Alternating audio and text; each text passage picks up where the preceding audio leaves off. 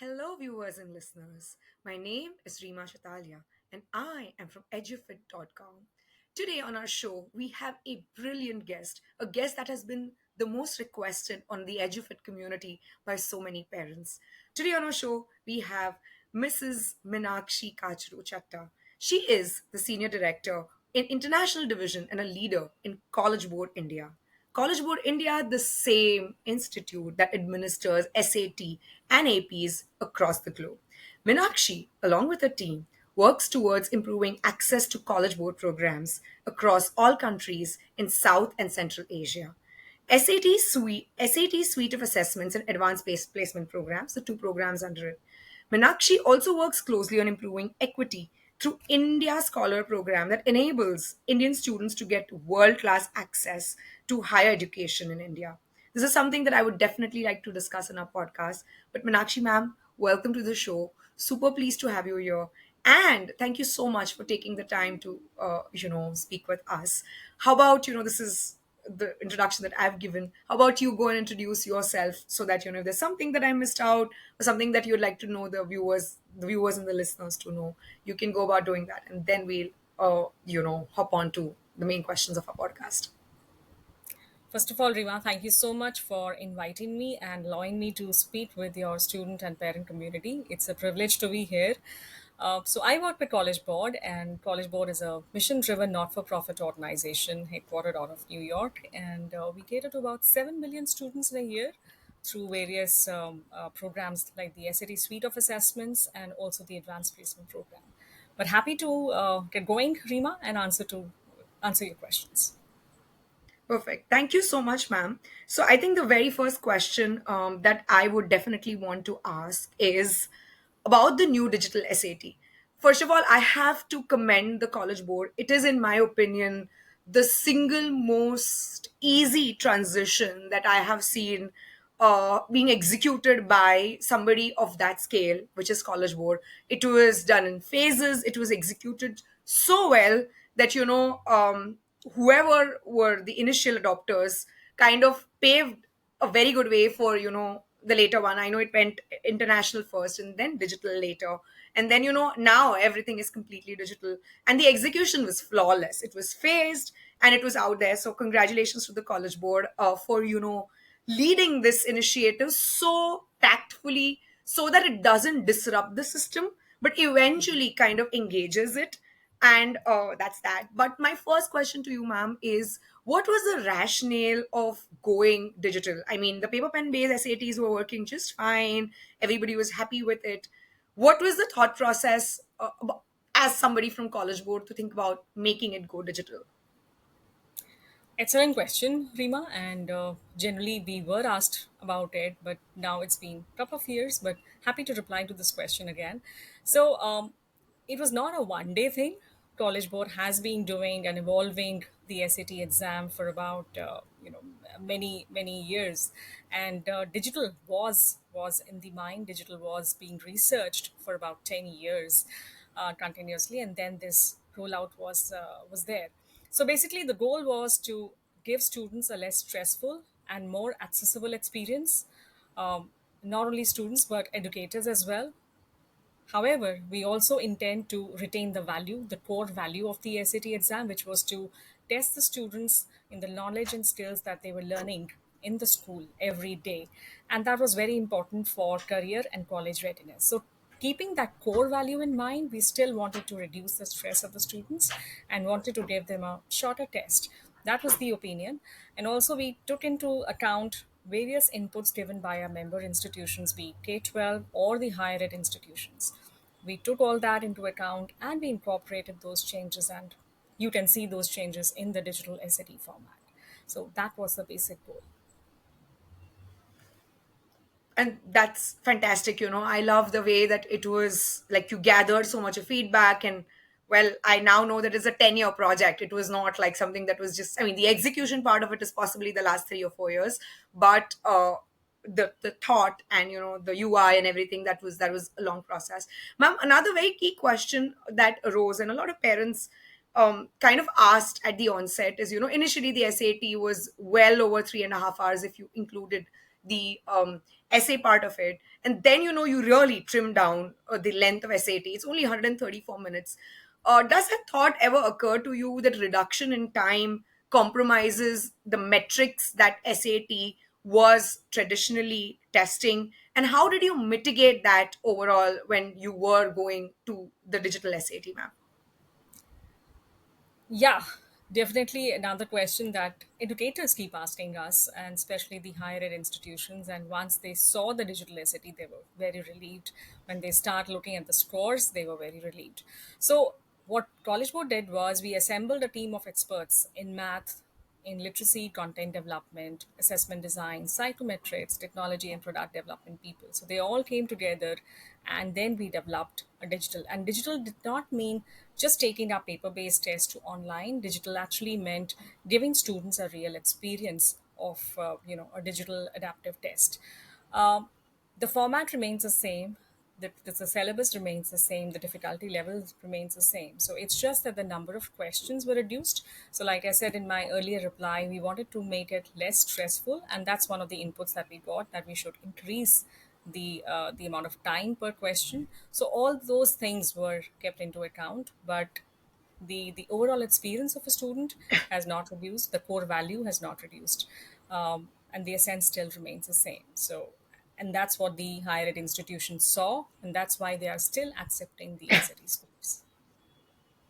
Perfect. And ma'am, now that SAT has gone digital for well over 2 years in the international circuit and over a year with the international, I mean the domestic, like the US circuit as well, ma'am. A lot of times students come back and they kind of tell us that the early adopters of test was very, like, people who did the first few digital SATs in the international circuit, and now with so many SATs happening, more and more being added, it's changing rapidly in the sense of the first few tests, again, as you must also know that the first few tests are now obsolete and they've added a few new tests in this. So is this a deliberate call to kind of change or flip around the content for the students to make it more challenging? How does that work, ma'am?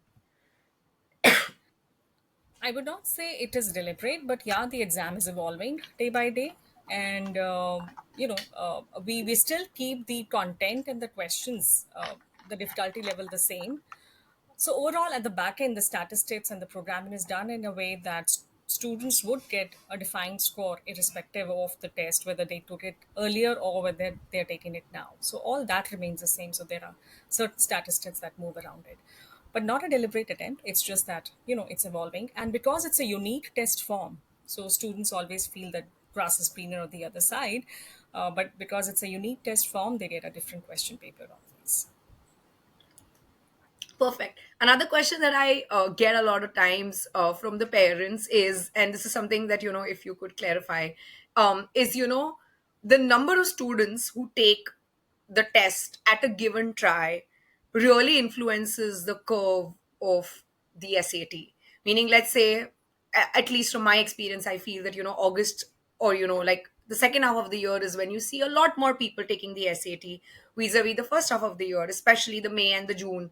As you have AP exams and you have all the other finals that are going on, and that kind of influences whether a student gets an X score or Y score. Is that true? Is it dependent on the number of students who take it, or we kind of figure out that, okay, doesn't matter, even if there are more number of students, you're still bound to get the same score, or your score will be different depending on the number of students?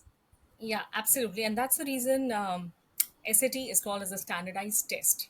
Because one, it happens 8 times in a year and it happens across the world at the same time, at the same date.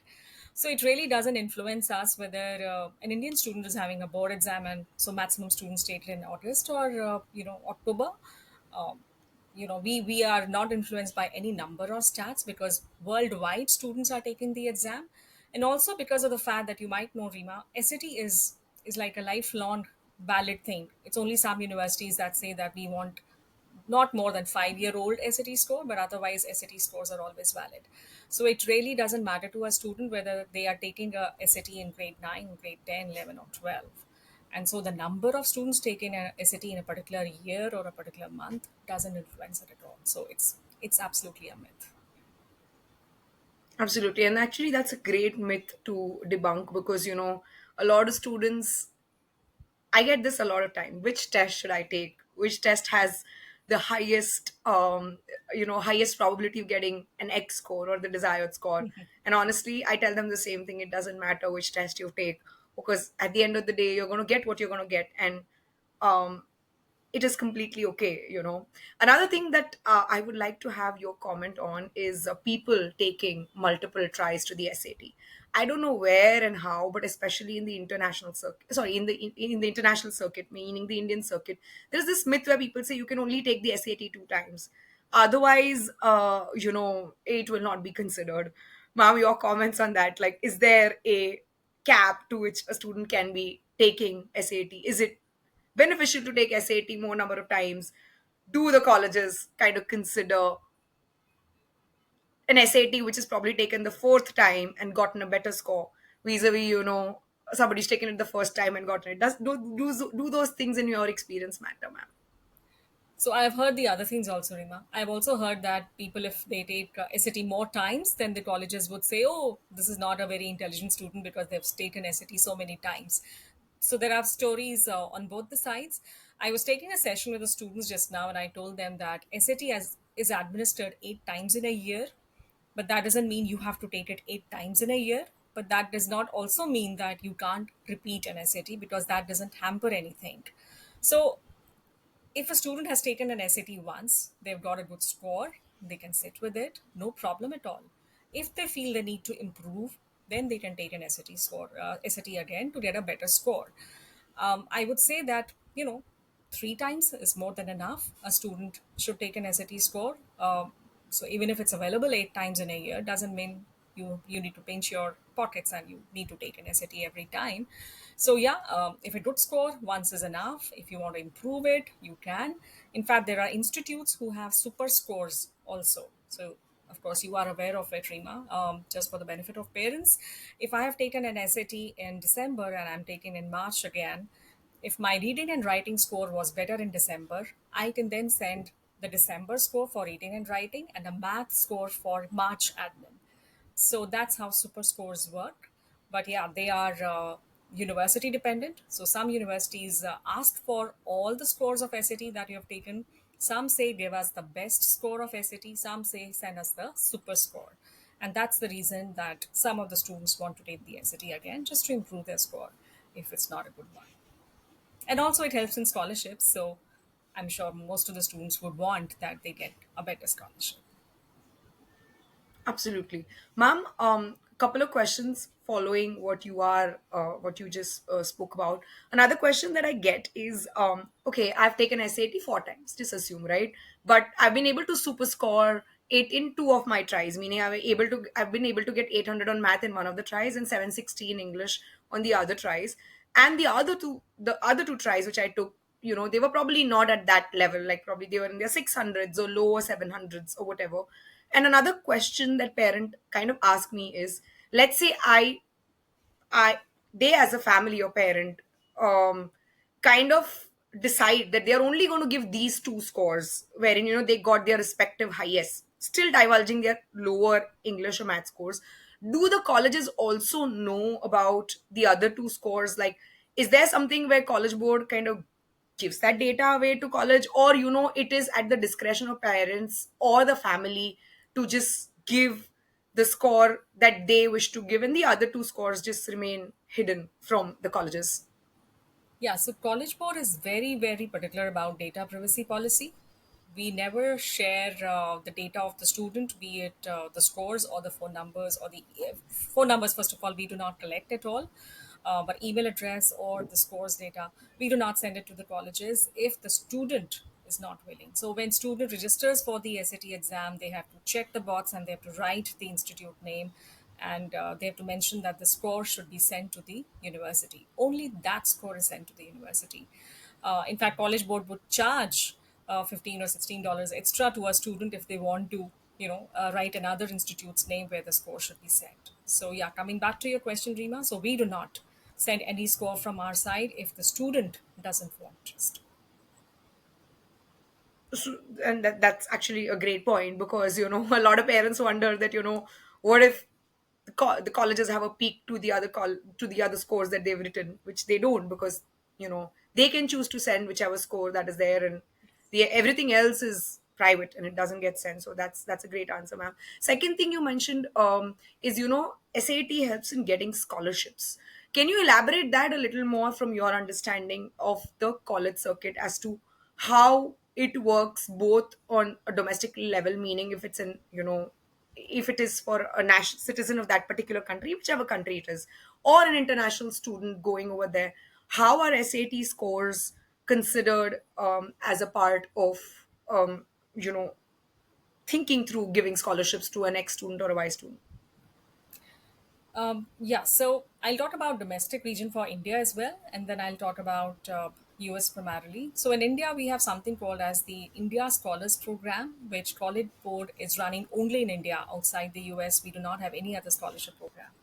So in this program, if a student has scored more than 1300 and has a annual income of less than 8 lakh of rupees and has gone and submitted an application in one of our member universities, then the student is eligible for a full tuition fee. So it's a full rider scholarship for 4 years, 100% tuition fee that the student gets.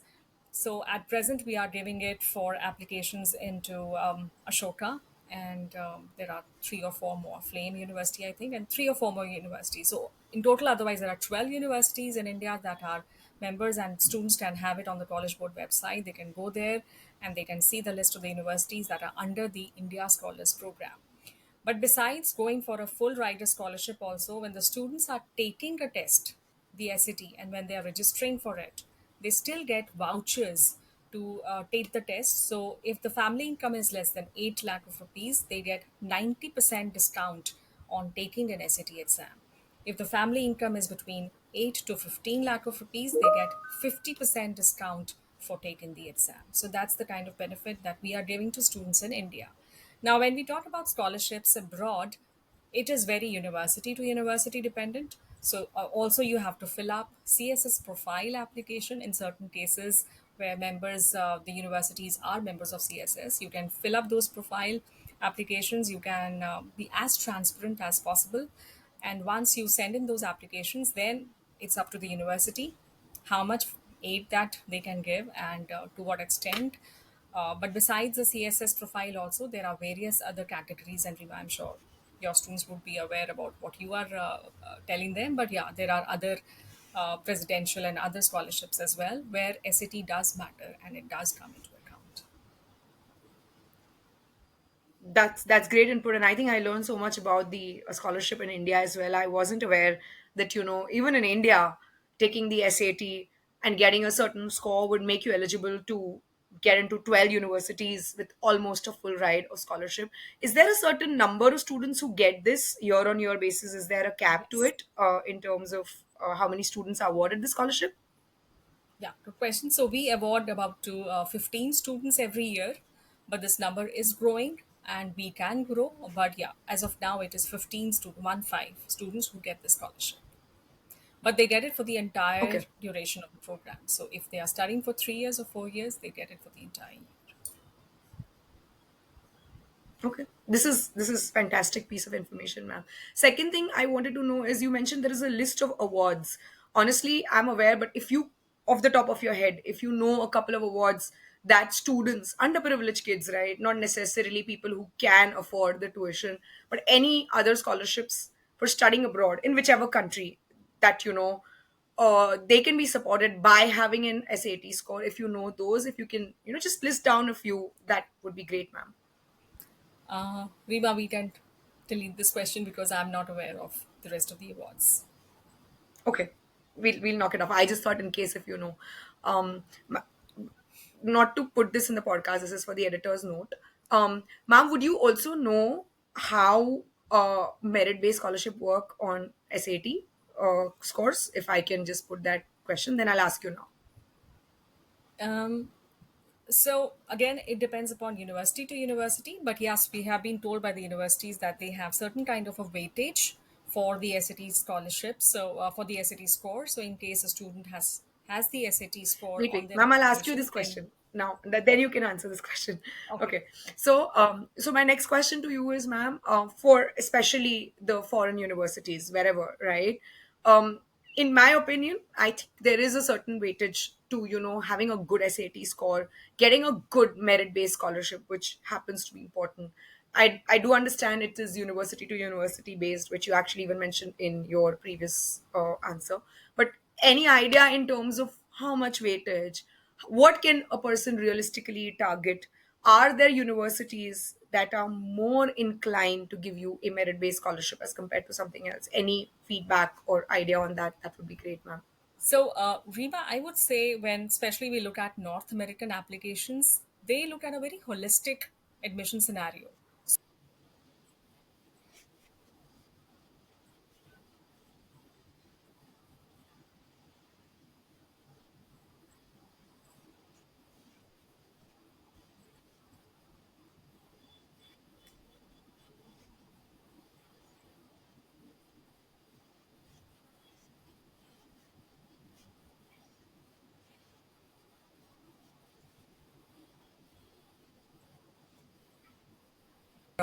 Amount per se, but because it depends university to university. But that you rightfully said, every university has some weightage that they give for SAT scores, and some of the premium universities now have become have they have reinstated the SATs. So which means for even for admissions, you need to have the SAT score, like MIT, Caltech, Brown, Dartmouth, Yale. They need your SAT score even for the admission purpose.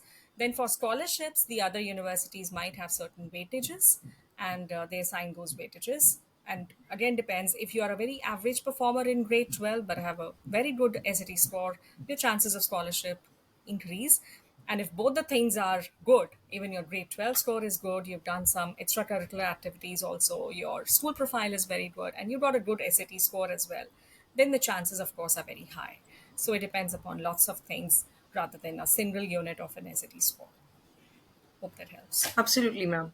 Another thing that I really wanted to bring up, and I think you brought a great point, is people are reinstating the SAT we're going back to the pre-pandemic times. Uh, as somebody, as a representative of College Board, what do you think SAT brings to the table, where the university kind of felt the need that just having a great academic score or an holistic profile is not a good enough benchmark for saying that the student is competitive enough to get into an XYZ school. Yes, there are schools that are test optional, but the competitive ones, the elite university, the top 20, the top 50, are bringing back the SAT. And there's a very clear trend that, more and more colleges are going to keep adding SAT, in terms of what they're doing. So I just wanted to understand that, what do you think is the difference that they saw in the batches that went without the SAT or SAT optional for whatever reason, right? The pandemic, they couldn't take it or whatever. And now where they feel, oh, it was an important data point to consider. Great question. So, first of all, I would start from where I started the talk, that SAT is used basically to assess the learning and skills that students do in school, and also to assess the career and college readiness. So, when it comes to career and college readiness, that's what the universities were looking at. They went test optional, but then they saw, must have seen, that the applications that were coming up, one, the number of applications increased, Rima. They increased manifold, because then the students did not have any filter.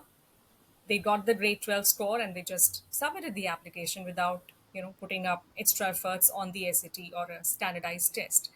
So, with the number of applications piling up, it of course increases the workload for any university. And then to get quality applications out from it, how do they do that?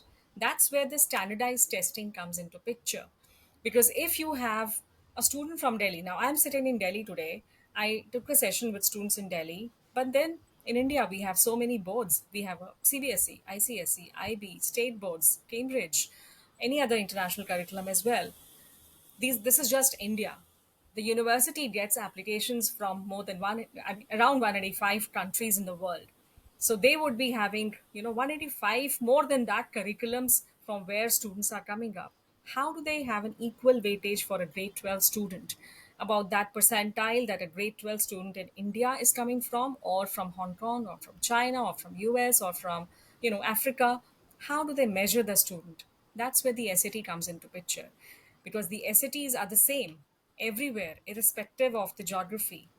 The student takes the same SAT, the same questions, the same difficulty level, even if they are sitting in India or the African country. So that's how they reinstated the SAT, and they felt that yes, we need SAT back because we need quality application. We need some criteria more than grade 12 score to see if a student is ready for career and college. It also helps them to understand if a student is there in the campus, they would understand a lecture properly. So maybe the comprehension skills, the logic skills, the reasoning skills. That is what SAT is testing, basically reading, writing, and math. It's not just algebra, but it is also the logics and the reasoning that goes along with it. So that these are some of the core reasons that they reinstated. There was another research which was done, and which we were told from our very close members and who are also reinstating the SAT now, that they saw an SAT test takers, they saw non-SAT test takers, and they witnessed high retention in an SAT test taker rather than a non-SAT test taker. So they feel that an SAT test taker will complete the studies more often than a non-SAT test taker. That was another reasoning given to us. Okay, that's these are great data points, and I also understand. I mean, I've always been a pro test taking person, but to this, even before we entered the pandemic age, there was a huge group that protested against having standardized test prep because of the test anxiety and the other issues that are associated with generally testing in a limited time frame. Putting the learning disabilities aside, where I know that college board has already given accommodations, right, like this 20%, 25%, 50%, 100% extra time given, there are a lot of people who may not have the challenge of learning disabilities, are excellent students but not great test takers, and in hindsight, are not able to score as much. And the debate was that they're missing out on good colleges or good opportunities only because SAT is, I mean, was a very important factor. And now post pandemic, again, we're bringing back the SAT. So continues to remain an important factor. How do you address this debate, ma'am, from somebody, capturing a student's true potential, putting aside the Yes, test anxiety factor, and I get it. like somebody who's a great test taker being able to kind of get through that pressure? What's your take on this, ma'am? Because I know there was a huge protest before, and there are still people who don't think that this is the way to go. I'm not sure of the protest, but coming back to your question and to your point, Rima, we give our annual exams, we give the other tests also that are almost the same time. It's 2 hours, 3 hours, and the same testing or the same pressure is there for those tests as well. In fact, in those tests, there's a lot of cramming and rote learning also that we need to do, but still we go and appear for them because that's the basic thing. That's how you stand out of the crowd. That if there are 50 people who are applying, but there is one person who's taken the SAT test, that person always stands out in the crowd, and that's the reason one has to take the test. And coming to the anxiety point, or not getting a good score, that's the reason SAT is famous, because we are flexible. You can take the test the next time as well, and you can improve the score. And now that the anxiety was done on the first attempt, the student is much cool in the second attempt, and they know the format. They know that it's not a very difficult task to do, and they just have to go and take it. On that note, I would also say that PSAT, the PSAT, is taken in grade 8, 9, 10, and 11. And that's the best way to combat your anxiousness or anxiety and see what SAT is all about. Rather than spending $112 directly, one can go in for a PSAT, take the test, and come back as a conquering the anxiety and that stress level, and see the format, see the difficulty level, because these are grade appropriate tests. So you can actually practice for the SAT right from grade 8 onwards by taking the PSAT. And those students are generally not anxious. They just go and they take the test as, like any other test. So, and also there are so many things that the digital SAT has changed, that the anxiety level has gone down for the students. First of all, calculators. Who will not like to have a calculator while doing a maths question? So, calculator is already there. You have Desmos in the Blue Book app. If you do not want to use Desmos calculator, you can take your own calculator along. Of course, the approved ones by College Board. And so, calculator is there. The time has reduced. I mean, the number of questions has reduced, but the time has gone increased in solving the question. In English, in reading and writing, you have shorter passages now. So that has really helped the students a lot. So College Board is also trying, and that's the reason the digital was there, that we could have, more comfortable situation for the student to go and take the test. And it's in their comfort because it's their own laptop, it's their own machine. So I know Gen Z is very, very comfortable using apps, using machines, and when they take their own laptop to a.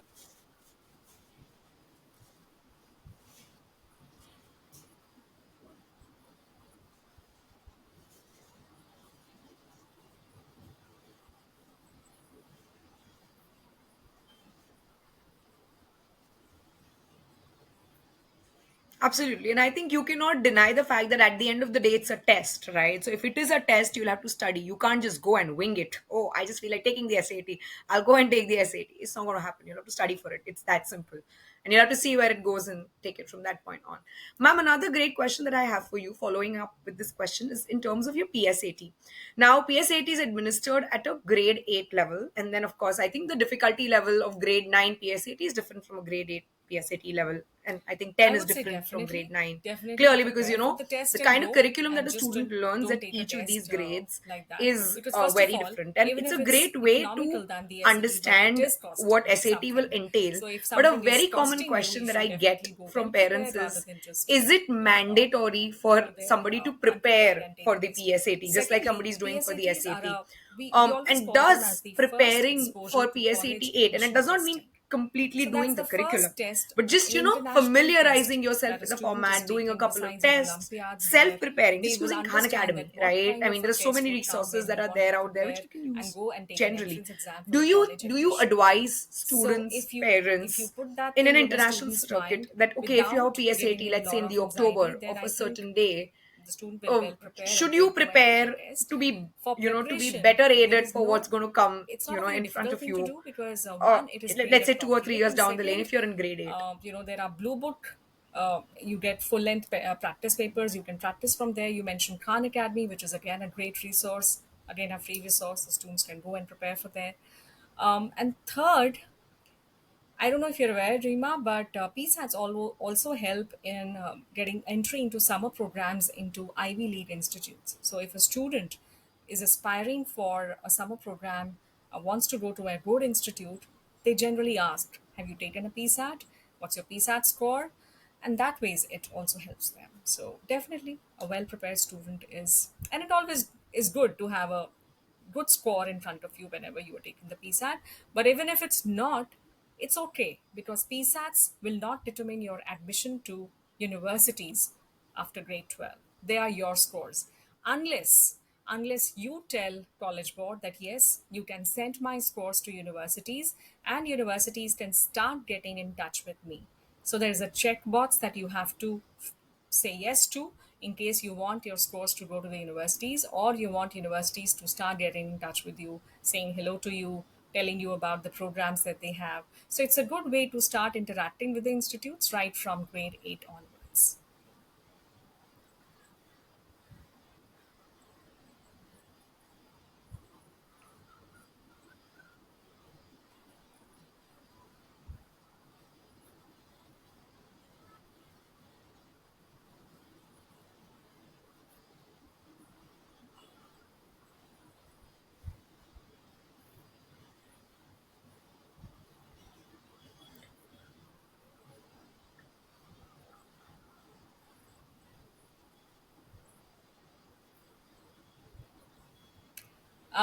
Very difficult question to reply to, but yeah, there is a data which gives you a curve and which also shows you graphically how you have performed. So, you as a student, as an educator, as a parent, can see the data yourself and see where the progression is. I would not say that a direct relation between PSAT score and an SAT score, but I would say a direct relationship between PSAT 8 times, so P89, Absolutely, ma'am. And I P1011. think PSATs You also can help with a definitely lot of see a summer curve, schools. and you can also So, see and measure I where think are it's the it's it's improvement always areas. Do better you to need go to prepared. improve in Ma'am, have math? you seen a If direct yes, what correlation topics in anywhere math? based on Do you data that need to people who improve are in better verbal, prepared for reading, and writing? PSAT Any what tend to topic? perform better on the Is there SAT vis-a-vis something somebody who just is there a starts limitation in vocabulary? preparation Do you need to of increase the that? SAT probably Is your between comprehension skill between weak? just the Do you summer want to work before on that? the So SAT, like all 11th that grade. Is comes there a up when direct you give so correlation? many PSATs a year. Has College Board excavated So that data, definitely, figured one that data out? when How does that a work, ma'am? student has done the preparation well in PSAT, they would tend to be more comfortable while taking a preparation for the SAT exam.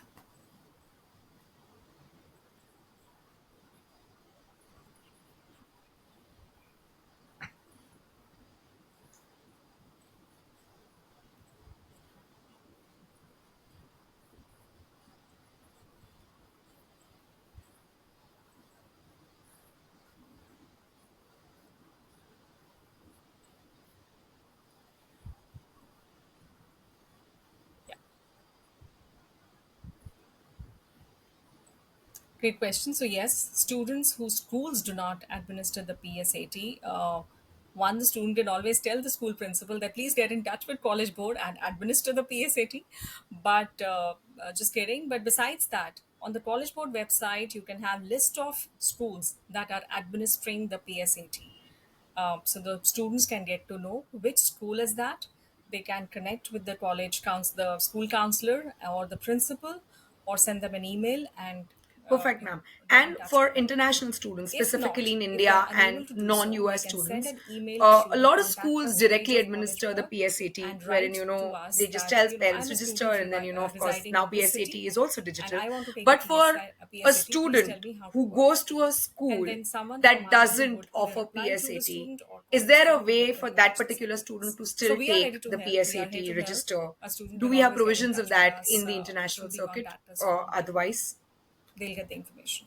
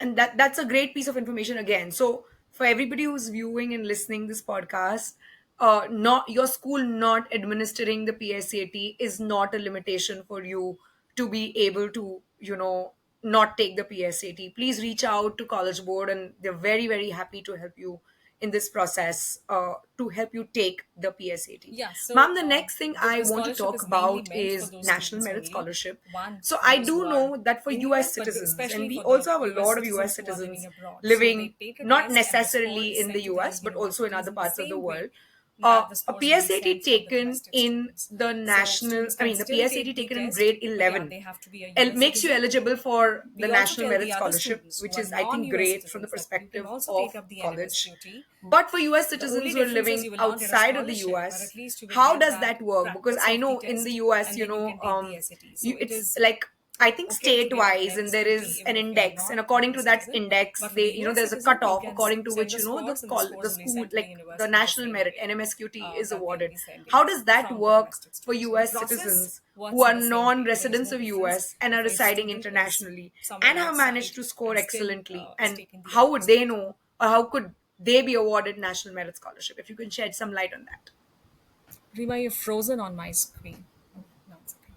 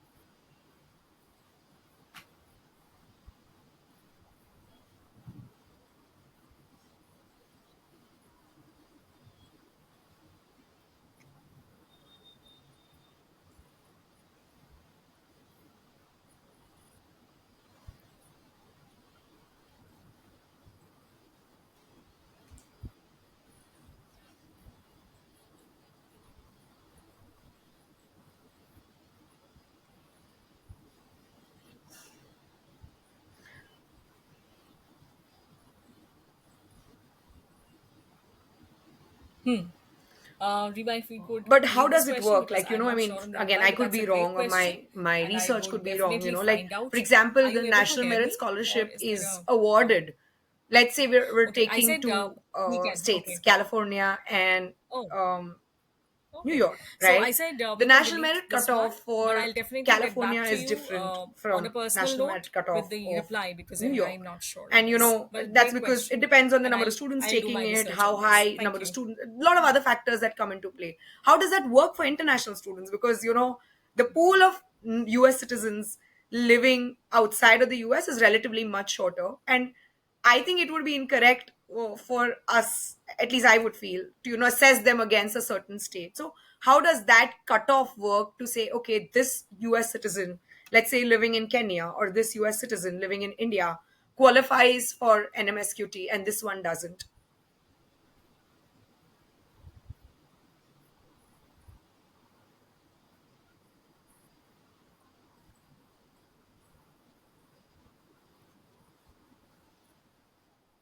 I can, but it's just very faint. I don't know why your voice is very faint suddenly. Rima, we are all excited at this stage because this is the first year when APs are going digital, and it's going digital for across the world. No worries. So we'll see how does it go, No how worries. does the I this feedback come part in, will be deleted. and Ma'am, then we'll decide next, on the now we'll next steps. tackle, because So we there just have is the no last 15 minutes. particular So I'll be flow talking of about events APs as of because now, SAT is that over, if it's PSAT is over. hybrid So right now now, what then is next year remaining it is would be APs. fully digital So, or not. So we'll ma'am, go how we'll going see how ahead with the the last thing part of plays the after we podcast get where we will feedback, be after talking we about see how APs, is it I just being wanted to executed understand practically. now, But yeah, a we are all lot of the excited with APs this, are and going even the hybrid, educators and students meaning are. the MCQ part And of it is it's on happening the just Blue Book next app, week. but the So FRQ part in of it fact, just is 3 4 days still from now. written. So Do we excited to plan to see. make this completely digital in the years to come, just like the SAT, or it's still going to be hybrid for a couple of years? What does the pipeline for AP exams generally look like for the students across the world?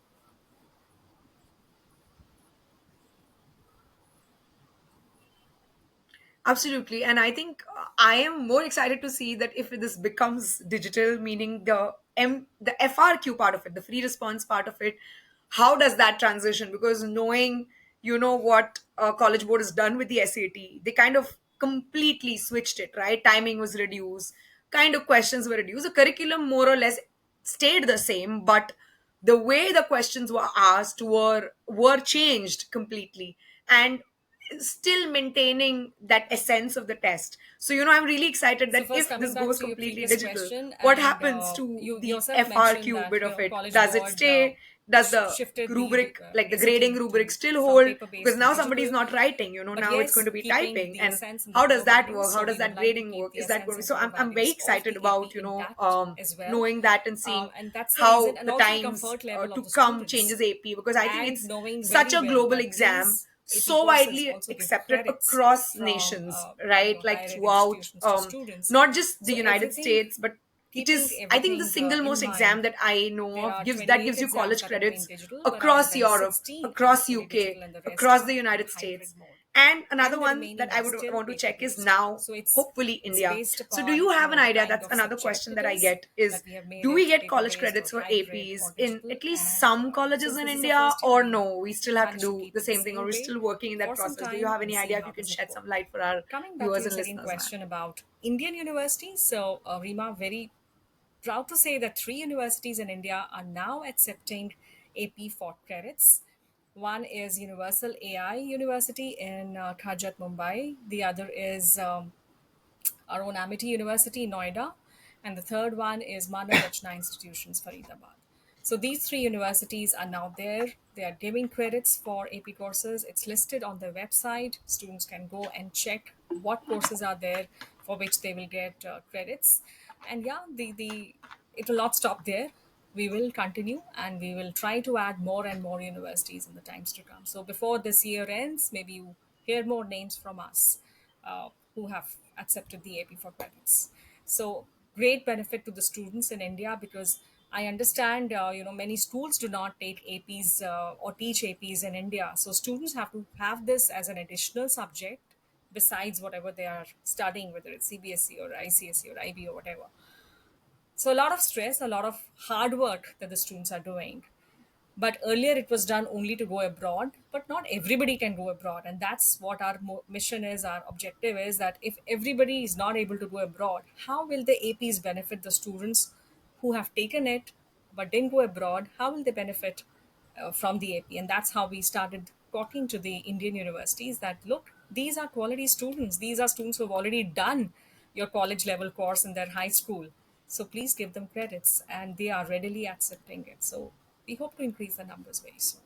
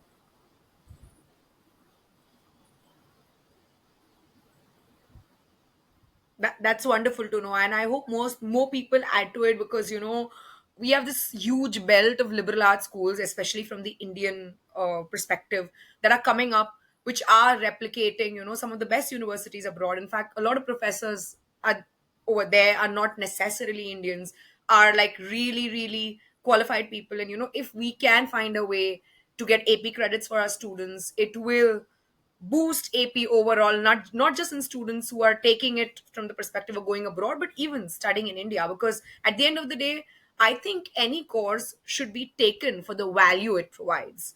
And AP genuinely, pushes you to the next level, to be able to perform at a college level while you're still in school.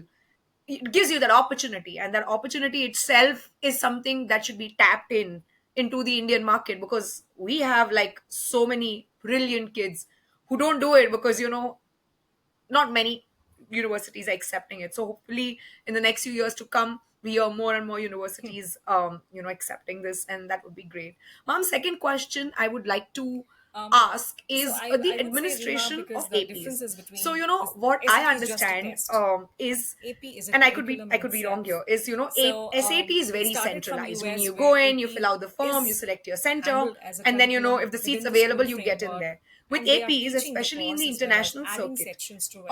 I think the So if you administration happen is to know a still school who's at a teaching very AP in at a India, school then level. Like a the school school always provides has to codes, add and sections then to you it go and then at a join the school level, student you in register that for it. It's particular very section different. so that the Very student very few, like gets a only join when you code. register for So an it AP, you cannot be realize that done on a it's a central more level on school a level thing, website even though the only, because tests are set by the that's how college board. AP really Is there works a plan to through the system centralize as it, well. and also So the that's the rationale reason it of has to why go from leaving the it at a school. school So when a level? student gets a Because join it's code, like then reaching they out, register finding out the for codes, the looking AP at in that early and particular late center. They pay registrations. the fee to Why them, this and disparity that in fee automatically comes administering, to us also, difference, not while the disparity, school has in some administering administrative AP fee at a they more take. school level and But the SAT at a basic more rationale centralized is level? because it's a curriculum, it's taught in the school, and like any other curriculum, a school has a grade. The grade has several sections, and then the students are in that particular section. There are rosters. Similarly, it happens in AP as well, that there are rosters built up, there are sections, and students are allocated to each section. Hope this helps. It's just a minor technical point, but that's the rationale behind having it run through a school. I said it's a minor technical point, but that's the rationale behind doing it in a school and administer. I mean, paying the fee through a school rather than on the website.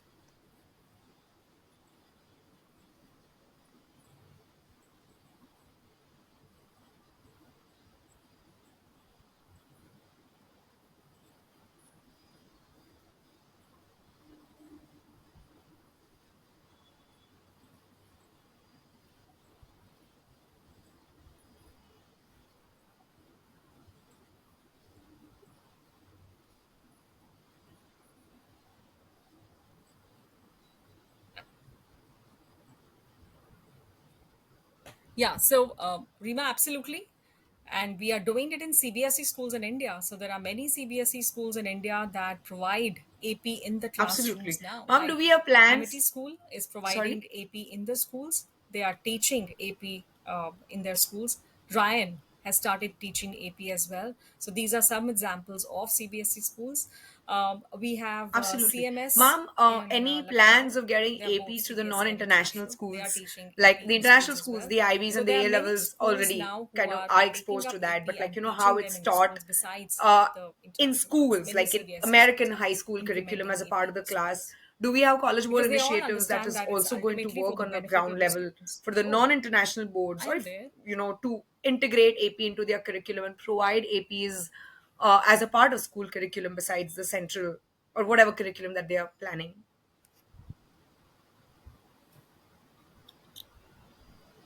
Ah,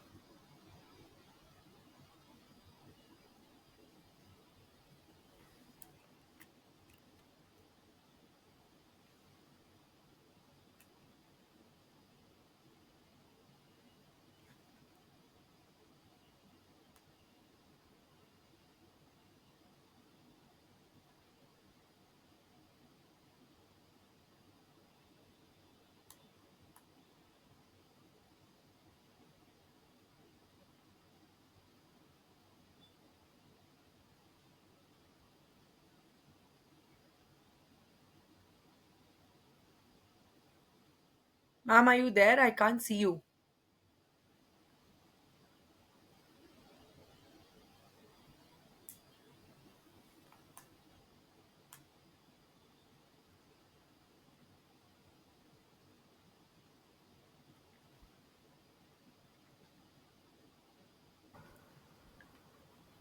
Can you see me now?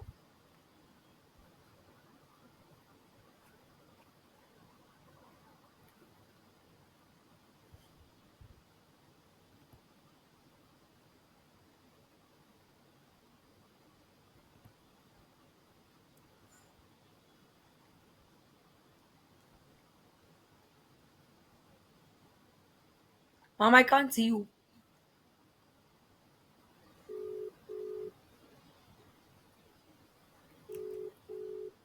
Oh, hello?